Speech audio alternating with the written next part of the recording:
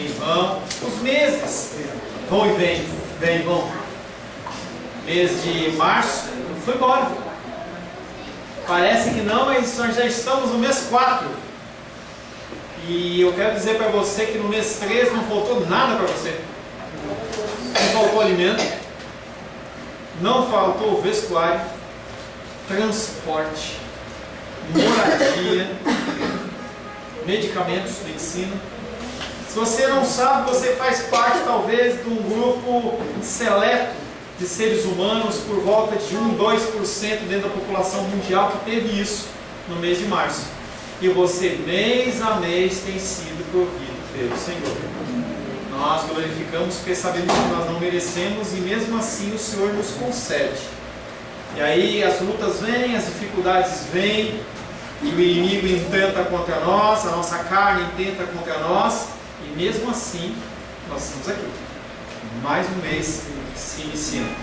Semana passada nós tivemos o nosso culto de Páscoa. E aí eu falando com algumas pessoas, as pessoas falam assim, nossa, que palavra docinha, né? Nem estava acostumado com isso, né? Parecia que era uma outra pessoa que estava lá, entendeu?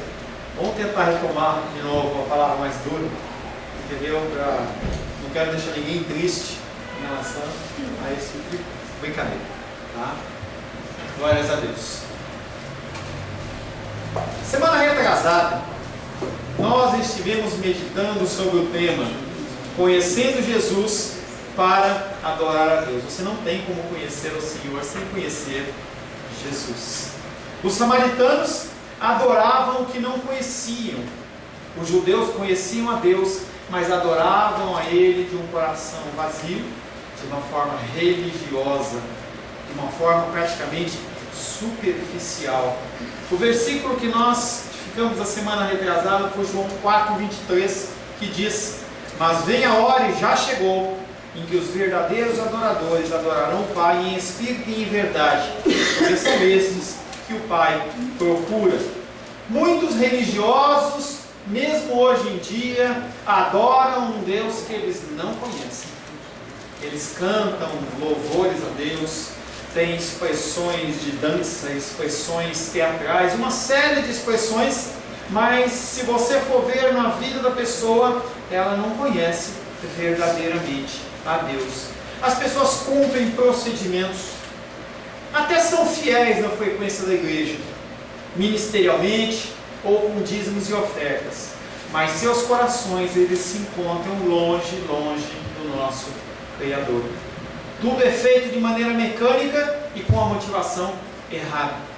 Que nós possamos nos debruçar sobre a palavra para aprender os seus ensinamentos e para em seguida colocá-los em prática. Se você não coloca em prática, a sua fé ela é morta. Tiago diz sobre isso, fala sobre isso, dizendo que você tem que sim colocar os ensinamentos que você aprende em prática. Nós temos que colocar os ensinamentos em prática. É assim que nós vamos mudar o mundo. Nós ansiamos por um governo saudável, nós ansiamos por uma polícia, entendeu, eficiente, eficaz, um sistema de saúde poderoso, mas na verdade quem nos livra, quem cuida de nós é o Senhor. Tá? Nada das coisas externas podem transformar o mundo, a não ser as pessoas que são separadas por Deus para ser sal da terra e luz do mundo.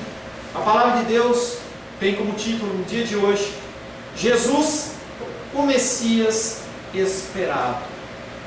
Ele não era qualquer Messias, mas ele era um Messias esperado. Abra a palavra de Deus no Evangelho de João, capítulo 4.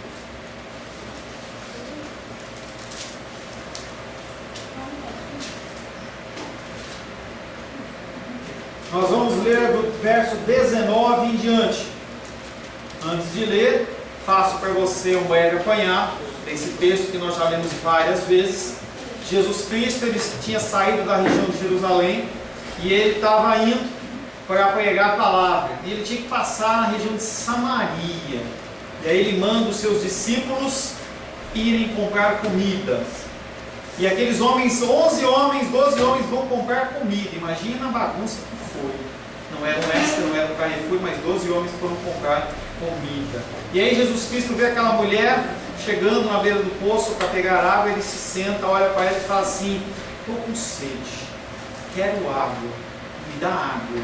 E aquela mulher acha muito estranho porque não havia concordância, não havia amizade entre judeus e samaritanos. Palavra de Deus, Evangelho de João, capítulo 4, verso 19 em diante. Depois de uma breve conversa de Jesus com aquela mulher, aquela mulher fala: Senhor, disse-lhe a mulher, vejo que tu és profeta. Nossos pais adoravam neste monte, vós, entretanto, dizeis que em Jerusalém é o lugar onde se deve adorar. Disse-lhe Jesus: mulher, podes crer-me que a hora vem, quando nem neste monte, nem em Jerusalém adorareis o Pai. Vós adorais o que não conheceis, nós adoramos o que conhecemos, porque a salvação vem dos judeus. Mas vem a hora, e já chegou, em que os verdadeiros adoradores adorarão o Pai em espírito e em verdade, porque são estes que o Pai procura para seus adoradores. Deus é espírito, e importa que os seus adoradores o adorem em espírito e em verdade. Eu sei, respondeu a mulher, que há de vir o Messias, chamado Cristo. Quando ele vier, nos anunciará todas as coisas. Disse-lhe Jesus: eu o sou, eu que falo contigo. Nesse ponto, chegaram seus discípulos e se admiraram de que estivesse falando com uma mulher. Todavia, nenhum deles lhe disse: que perguntas? Ou, por que falas com ela? Quanto à mulher, deixou o seu cântaro, foi à cidade e disse àqueles homens: vinde comigo e vede um homem que me disse tudo quanto tenho feito. Será esse porventura o Cristo? Saíram da cidade e vieram ter com ele. Palavra do Senhor, amém? Senhor, em nome de Jesus, agradecemos ao Senhor pela tua graça, pela tua misericórdia, de nos permitir, de nos proporcionar termos em nossas mãos a palavra de Deus, de nós termos um lugar onde nós podemos, Pai querido, ouvir os teus ensinamentos. Confesso a Ti, Pai querido, que em mim não há conhecimento e sabedoria necessário para expor, Pai querido, texto tão precioso, Deus. Por isso, mais uma vez, venho na Tua presença, batendo no peito, dizendo, Pai querido, que pedindo ao Senhor misericórdia, porque se encontra aqui na frente desse altar um homem pecador, que precisa da Tua ajuda, que precisa do Teu Espírito Santo. Me use como instrumento, um instrumento conforme a Tua vontade. Não deixe, Pai querido, os meus irmãos e as minhas irmãs enganadas com palavras vindas do meu coração, mas usa-me como instrumento da Tua vontade, Pai. E também, Pai querido, os Teus filhos e filhas. Repouse o Espírito Santo de Deus, moldando o coração deles com um espírito ensinável. E tudo que procede do Teu altar possa gerar em seus corações mudança e transformação. Em nome de Jesus. Amém.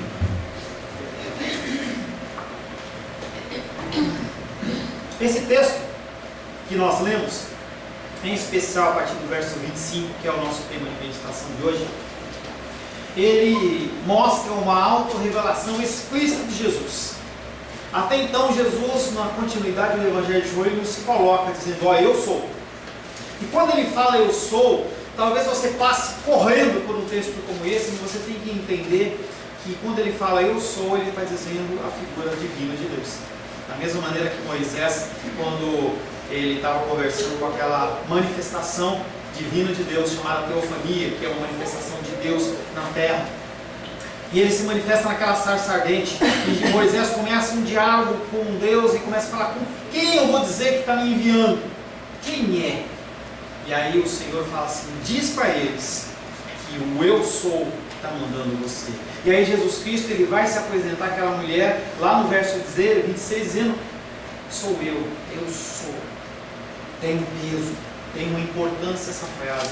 O contexto que se dá não é a expectativa messiânica dos judeus, e sim a expectativa messiânica dos samaritanos. É provável, inclusive, que o texto reflita o anúncio das primeiras comunidades missionárias em Samaria. A partir desse evento que nós temos estudado domingo após domingo, comunidades missionárias nasceram. A partir do testemunho, primeiramente daquela mulher, depois das pessoas que foram ter com Cristo. Os samaritanos, eles descreviam o Messias como uma figura humana e mortal, e eles eram baseados, como nós já falamos, única e exclusivamente no Pentateuco, que era o material que eles tinham. Especialmente Deuteronômio 18, que diz: suscitar-lhes um profeta no meio dos seus irmãos, semelhante a ti, em cuja boca porei as minhas palavras, e ele fará tudo o que eu lhe ordenar. Eles esperavam um homem, alguém como Moisés. Assim os samaritanos esperavam um Messias que viesse trazer a eles conhecimento e pudesse redimir eles de toda e qualquer opressão. Como Moisés, o Messias daria a conhecer tudo o que estivesse oculto. Ele é a verdadeira luz. Seria um instrumento para levar ao mundo a verdadeira lei, não uma lei religiosa, não uma lei literal, mas uma lei segundo o coração de Deus. Imaculada não é mergulhada na misericórdia e no amor do Senhor. Ele era esperado especialmente como profeta e como um restaurador religioso e espiritual. À luz disso, você vai ver que vai ser mais fácil de você entender o verso 25 e na sequência, no verso 26, a expectativa daquela mulher e a expectativa de outros samaritanos. O primeiro versículo que nós vamos meditar é João capítulo 4, verso 25. Tudo que nós falamos agora foi uma breve introdução para você entender o que está acontecendo nesse texto. João 4, 25 diz o seguinte: a mulher lhe disse: eu sei que um Messias deve vir, aquele que chamam Cristo, porque quando ele vier, ele nos anunciará todas as coisas, ele nos explicará o que está embutido na palavra. O quanto a mulher samaritana entende que Jesus está falando é discutível. Aquela mulher está tendo uma discussão natural, carnal com Jesus, e Jesus está falando espiritualmente com ela, e ela, em grande parte da conversa, parece que ela está boiando, ela não entende absolutamente nada. Sem dúvida, ela persegue algumas colocações messiânicas no que Jesus lhe diz, e responde de fato que essas questões, as dúvidas que ela tem, elas vão ser sanadas um dia, e vão ser sanadas pela figura do Messias. Ela se coloca disposta a aceitar o Messias quando ele chegar. Ela não está presa a rituais, ela não está presa a templos, ela não está presa a procedimentos, mas ela aguarda a vinda do Messias. Essa mulher que era samaritana, ela não sabia o Deus que ela estava adorando, mas ela tinha ele no coração. E aí, um toque para você entender que as pessoas em diversas localidades, diversas cultos religiosos, elas podem estar momentaneamente no lugar errado, mas o coração delas está buscando com sede de Deus. E às vezes você está numa igreja evangélica cultuando Deus de uma forma religiosa, você está muito mais longe do que uma pessoa como essas. Quando o Senhor ele vier buscar a igreja, você vai se surpreender com as pessoas que o Senhor ele vai chamar e resgatar. Talvez ele chame bêbados, ele chame pessoas que estão pela rua jogadas, e você fala assim, mas como? Uma pessoa como essa, ela tenta saciar a sede dela de Deus com drogas, ela sacia a sede dela de Deus com álcool, com prostituição, com sexo ilícito, e a pessoa ela tem que de alguma maneira sanar aquela falta dela de Deus. Não é uma maneira correta, mas é uma maneira que ela encontra. Quando ele vier, ele vai explicar tudo para nós. Essa é mais uma expectativa samaritana que judaica. Em geral, os judeus não pensavam no Messias como alguém que fosse ensinar alguma coisa. Eles tinham um entendimento que eles já tinham a palavra de Deus, eles já entendiam perfeitamente. O primeiro caminho da soberba é achar que você sabe tudo. É você achar que você, por o teu tempo de cristianismo, você fez teologia ou qualquer coisa que seja, você está pronto para fazer qualquer coisa. E o Senhor Jesus Cristo, ele olha para essas pessoas e fala assim, coitado, ele não sabe nada. Você tem que se apresentar perante Deus, hoje falamos bastante sobre isso de manhã. Você tem que se apresentar perante Deus como uma pessoa carente dele. Uma pessoa que precisa ouvir dele. Ele precisa te orientar e te ensinar. eu posso falar, seus pais podem falar, mas enquanto o Senhor não tocar no teu coração, você continua com essa vida medíocre que você leva, na qual eu me incluo. Nós precisamos de Deus. Nós precisamos olhar para Deus não como o chapa, não como o cara, como o amigão, como o brother. Não, Ele é o Rei dos Reis e Senhor dos Senhores. E Ele é digno de adoração. Ele é o mestre dos mestres. Ele é o juiz dos juízes. Ele detém o conhecimento de tudo. Ele é antes de todas as coisas, e quando todas as coisas deixarem de existir, Ele ainda vai continuar sendo. Ele não precisa de mim, Ele não precisa de você. Mas você precisa dele, eu preciso dele. E você tem que se colocar na presença dele dessa maneira, dependente, carente, como uma criança. Uma criança que, se não for alimentada, se ela não for trocada, se ela não for cuidada, ela morre. Você tem que entender que você é como uma criança. Os judeus tinham uma expectativa, os samaritanos tinham outra. Os judeus não entendiam Deus, Jesus Cristo, como mestre, a menos fosse um mestre para os gentios, que eles não conhecem. Apesar que Jesus Cristo, Ele não se deixa moldar por ninguém. O verdadeiro Cristo, Ele não está preocupado com o que você acredita ou o que você espera. Ele é o que Ele é. Ele se apresenta como eu sou. É uma figura que é imutável. Você, com o tempo, você muda. Ela está ajudando a Naldinha a subir, ela falou assim, não sei o que, estou velho. Ele não fica velho. Ele não fica com cabelo branco. Cabelos brancos altos como a neve, claro. Mas não com o tempo, não é desgaste. Ele não muda o comportamento dele. Ele é o mesmo. Jesus Cristo, Ele não se conforma à vontade de sacerdotes, a religiões e à vontade de pessoas. Jesus Cristo, Ele é acima de qualquer expectativa, seja judaica, seja samaritana ou gentia. Em Cristo ela compreende que a doutrina da lei não era absolutamente perfeita. As pessoas, elas tinham uma lei que eles tentavam seguir de uma forma quase que didática, quase como um checklist, tentando cumprir as coisas, mas não dá para cumprir a lei desta maneira. O Messias nos anunciará todas as coisas, Ele nos explicará todas as coisas. Ela crê que o Messias será um intérprete do Pai, da vontade do Pai. E nada de melhor deveria se esperar depois dele. Ela estava satisfeita com o Cristo que havia de vir. Não há nada melhor para vir na sua vida que não seja Jesus Cristo. E aí não adianta você, na música de louvor, ficar cantando, mesmo que seja bonitinha, o melhor de Deus ainda está por vir, porque não está por vir. Não espere nada de melhor. O melhor de Deus chama-se Jesus Cristo, e Ele entregou graciosamente a sua vida para me salvar e te salvar. Não espere nada melhor do que isso. Qualquer sofrimento, qualquer dificuldade que você venha passar na terra, é nada perante esse sacrifício. E você tem que entender isso. E cada dia você tem que colocar as suas lutas e dificuldades aos pés da cruz, perante aquele que morreu por você. Eles olhavam para uma cruz que havia de vir. Nós contemplamos uma cruz que já veio. O efeito revelador da presença de Cristo em nossas vidas, Ele continua sendo o mesmo, porque Ele é o eu sou. A mesma coisa que aconteceu ontem, a mesma coisa que aconteceu hoje, o mesmo Cristo vai ser eternamente, porque Ele é Deus. Deixe ser impactado pela palavra de Deus. Deixe ser sacudido pela palavra de Deus. Deixe ser transformado pela palavra de Deus.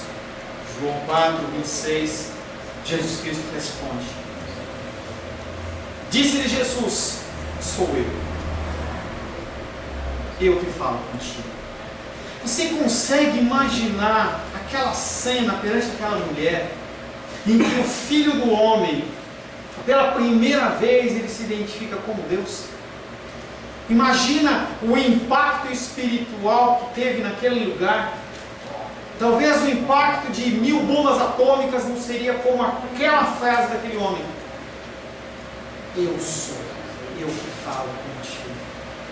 E aí na cabecinha dela, ela devia pensar, esse judeu, ele fala das coisas do futuro, de escatologia, com autoridade, ele fala diferente. Ele não fala como os fariseus, ele não fala como os mestres, mas ele fala como se tivesse autoridade. Mas ele tem autoridade porque ele é a própria palavra. A mulher samaritana corretamente insiste que o Messias, quando ele vier, tornaria tudo isso claro. Ela olha para Jesus e fala assim, eu creio no Messias, eu creio na palavra, eu estou aguardando ele. Ela bem pode ter começado a suspeitar da verdade, expressando uma confissão de fé, jogando um verde para Jesus, para ver se colhe maduro. Jesus Cristo, ele não precisa de outro convite. Jesus Cristo, ele não volta depois. Jesus Cristo, ele não está cansado, ele não fica com sono, ele não aguarda nada. A situação aconteceu, ele age. É assim que ele espera que eu e você agimos. E aí ela olha para ele e fala, sou eu que falo contigo. Algo semelhante com Maria Madalena, depois da ressurreição, ela se apresentando para ele, que coisa linda e maravilhosa. Aquele que se assentava junto ao poço e pedia água, era ninguém menos do que o Messias que ela estava esperando. O Messias que quando viesse ia trazer toda a clareza para ela. Um Messias esperado, um Messias que podia trazer a ela água. Porque Jesus se declara Messias para uma samaritana e não para o seu próprio povo. E aí você tem que entender que ele veio para os judeus, ele não veio para outros povos, ele veio para os judeus. A premissa básica de Cristo era trazer a mensagem para os judeus. Mas a primeira vez que ele se identifica no Evangelho de João como Deus, ele se identifica por uma mulher, e depois por uma mulher samaritana. Os judeus não queriam esse Jesus. Os judeus queriam outro Jesus. As igrejas hoje, elas não querem Jesus. Elas querem o Jesus delas. Um Jesus que vai trazer prosperidade, um Jesus que vai trazer cura, um Jesus que vai trazer alívio emocional, um Jesus que vai trazer alívio espiritual, um Jesus que ele vai ser o seu Papai Noel ou o seu gênio da lâmpada. Esse é o Jesus que o povo quer. Mas o meu Jesus, o verdadeiro Cristo, ele não se amolda à figura humana. Aqueles judeus, eles queriam alguém para libertar. Bom, já veio o Gideão, já veio o Sansão, libertou o nosso povo do cativeiro. Agora tem que vir esse Jesus aí. Esse Jesus, ele vai dar um grito, e aí o povo romano vai se prostrar, e a gente vai voltar a construir o nosso templo, a gente vai voltar a ter ser um povo forte, um povo que domina, um povo que conquista. É esse Jesus que nós queremos. Jesus Cristo nasce numa manjedoura, filho de um carpinteiro, sai batendo nas pessoas no templo porque não aceita aquela coisa, aquele comércio. Que Jesus é esse? Esse eu não quero.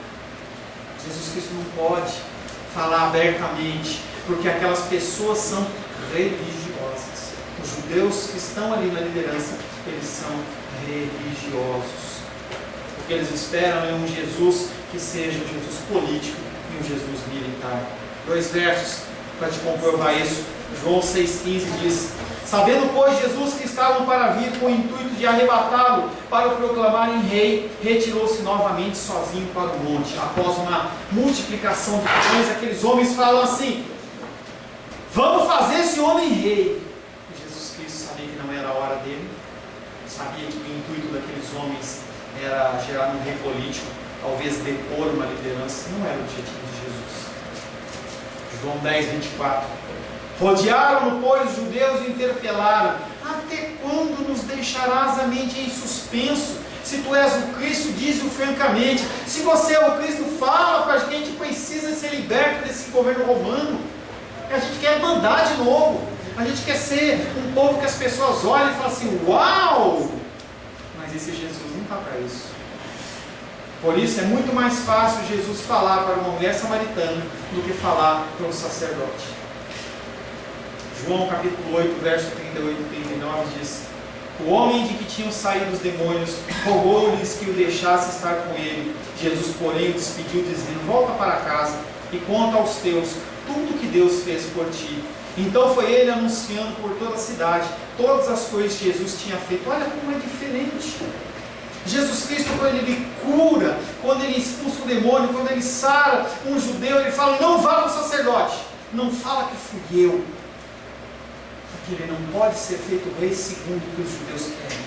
Mas quando Ele vai lá em Gadara e expulsa o demônio daquele homem, quando Ele vai lá naquele poço e fala para a samaritana, Ele fala para ele assim: olha, fala, avisa para as pessoas, vai falar, a salvação chegou. Não há religiosidade, não há bloqueio, não há trava. Coisa que você, com o passar do tempo, dentro da igreja, numa igreja você vai ficando ou cristão ou religioso. E você começa a ficar ou muito cético, ou então muito liberal. A apresentação de Jesus aos religiosos é mais difícil. Muitas vezes é mais fácil uma pessoa descrente vir acreditar em algo do que alguém que já tem um pré-conceito. Abramos nossos corações para o ensino da palavra de Deus. Ela é capaz de mudar o nosso ser, o nosso pensar e o nosso agir. Palavras de homens, elas são como balões vazios, não valem absolutamente nada. Você não precisa de um discurso, não. Você não precisa de uma folhinha que diz lá umas coisas bonitas. Você não precisa de uma caixinha de promessas para você ser automotivado. Você precisa de Deus. Você precisa de Deus. João 4, 27. Naquele instante, chegaram seus discípulos, 12 homens, aquele batalhão chegando, e se admiraram de que ele estivesse falando com uma mulher, mas ninguém lhe perguntou o que procurava, ou por que falava com ela. Os discípulos de Jesus interrompem a conversa quando retornaram de Sicar, onde tinham ido comprar comida. A surpresa contida deles, que ele estivesse falando com uma mulher samaritana, reflete o preconceito que havia dos judeus em relação às mulheres naquela época. Falei hoje pela manhã, repito, a mulher era nada. A mulher, ela não valia um camelo, não valia um cavalo. Nada. Jesus Cristo, ele não está nem aí porque o homem acha que ele não acha, ele faz o que ele quer e como ele quer. Mas aqueles homens olham e falam: Jesus falando com uma mulher. Jesus falando com uma mulher e ainda samaritana. Onde está a cabeça desse homem? Não falaram nada, mas devem ter pensado. Os religiosos sempre levantam algum tipo de preconceito. Se você se torna religioso, você começa a olhar para as coisas e começa a fazer um julgamento, e você faz uma carinha e você fala: eu acho que isso aí não é de Deus, não. Cuidado, porque há sim uma diferença entre preconceito e discernimento. Um é totalmente diferente do outro. Se não soubermos diferenciar os dois, nós podemos ou abrir espaço para heresias, ou ficar com o nosso coração duro, cético em relação às coisas espirituais. Pastor, como é que eu diferencio uma coisa da outra? Primeiro você precisa ler a palavra de Deus. Porque as coisas que têm que acontecer, elas estão relatadas na palavra de Deus. Coisas que não estão relatadas na palavra de Deus, você fica com o pezinho atrás, porque está estranho. Mesmo assim, você depende única e exclusivamente do Espírito Santo. Não é uma regra. Eu não posso apontar B, C ou D. Coisas que para uma certa situação elas são heresia, noutra vez pode ser uma ação de Deus. Não é uma coisa normal, mas Deus pode estar agindo. Tem uma série de festas que as pessoas fazem, show gospel, isso, daquilo, aquilo lá. Eu, pessoalmente, eu tenho um bloqueio em relação a essas coisas. Em pegar, colocar um touro mecânico dentro da igreja e fazer todo e qualquer tipo de campanha para fazer evangelismo, para trazer as pessoas para a igreja. Mas Deus, ele não se conforma conforme eu, ele conforma conforme a palavra e conforme a vontade dele. O sacerdote que faz coisas como essa, ele vai dar contas ao Senhor. Eu, dentro do meu entendimento hoje, eu nunca, por exemplo, iria montar um grupo para a gente ir para o carnaval. Mas, se Deus ele quiser usar um grupo para fazer um trabalho específico, ele usa. Mas é muito perigoso. Então nós temos que ter cuidado entre preconceito, que é um conceito antecipado de uma coisa, e outra coisa, o discernimento do Espírito, em que você olha e fala: opa, isso é de Deus. Os religiosos sempre levantam algum tipo de preconceito. Lucas capítulo 15, verso 1 e 2. Aproximavam-se de Jesus todos os publicanos e pecadores para o ouvir. E murmuravam os fariseus e os escribas, dizendo: este recebe pecadores e come com eles. Os fariseus olham para Jesus comendo no meio dos pecadores e falam assim: cara, não sabe o que ele está fazendo? Por que ele está no meio dos pecadores? Mas se ele não tivesse, eles falavam também do mesmo jeito. Você nunca consegue escapar do religioso. Lucas capítulo 7, verso 33 e 34. Pois vejo João Batista não comendo pão nem vinho, e vocês dizem para ele: tem demônio. Veio o Filho do Homem comendo e bebendo, e diz: aí um glutão e um bebedor de vinho, amigos e publicanos e pecadores. Não tem como você satisfazer um religioso. Por quê? Ele não tem Cristo. Ele é vazio. Ele é oco. Eu não sei se você já pegou, não sei de exemplo que eu tenho que te dar de alguma coisa oca, que você, quando você vai abrir, você olha pastel. Obrigado, Glenda.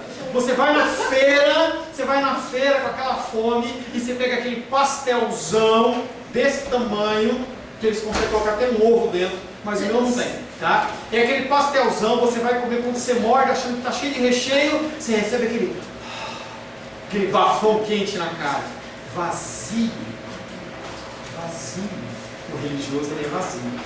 E tudo que ele puder incriminar, tudo que ele puder arreter, prender, ele faz. Porque ele não quer ser exposto no seu vazio. Nós temos dois exemplos para você. Nenhum judeu naquela época, em especial os rabinos, eles poderiam falar muito com uma mulher. O entendimento era: se um rabino ele falasse muito com uma mulher, mesmo que fosse com a sua esposa, ele estava perdendo tempo. Vão além. Se um homem, um rabino ou uma pessoa falasse e ensinasse para a sua filha ensinamentos da palavra de Deus, é como se estivesse colocando ela na prostituição. Olha o radicalismo, olha a religiosidade. Você olha para a mulher e fala assim: não posso nem falar para ela, ela não consegue entender. Se eu ensinar para ela, eu estou amaldiçoando ela. Esse era o raciocínio judaico da época. E aí os 12 homens judeus chegam e dão de cara com Jesus na beira do poço, falando com uma mulher samaritana. Imagina o coração dos homens. Alguns rabinos chegaram até a sugerir que dar às suas filhas algum conhecimento da Torá era tão inadequado quanto ensiná-las a prostituição. Porém, o próprio Jesus, ele não é refém de padrões que o homem quer impor. Aleluia, glória a Deus por isso. Imagina se Jesus fosse conforme você queria. Imagina se Jesus se amoldasse à sua vontade, ao seu querer. Problema. Jesus não se conforma ao que você e eu achamos. Ele é o que é. Ele é Deus. O ser humano é incapaz de crer e compreender por si próprio. Nós precisamos do Espírito Santo de Deus. Nós dependemos totalmente de Deus. É Ele quem abre os meus olhos, os seus olhos. Se o Espírito Santo não abrir os seus olhos na leitura das Escrituras, no entendimento do que eu estou falando, você vai ficar com uma cara de, como a Luísa falava, quando a menina não sabia falar pazoba, porque ela falava pazoba. Entendeu? A pessoa ficou olhando assim: não estou entendendo nada, tudo tão estranho. Se o Espírito Santo não falar com você, você vai ficar. Você pode até fazer uma cara que você está entendendo, mas você não está entendendo absolutamente nada. Seus discípulos não perguntaram nada a ele, porque se eles perguntassem, eles estavam se colocando igual os fariseus religiosos. Com certeza eles já tinham aprendido por experiência própria que Jesus Cristo, ele não dava ponto sem nó. Quando ele fazia algo que estava fora das expectativas humanas, havia uma explicação por trás. Jesus, na verdade, ele manifestou o seu amor, como tinha feito lá em Caná da Galileia.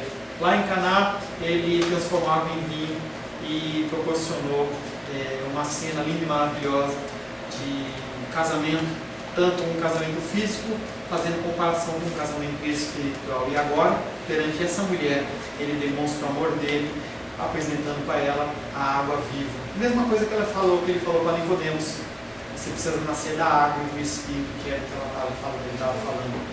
Quando alguma coisa nas obras ou palavras de Deus para você parecer desagradável, você pode ter certeza que o errado não é Deus.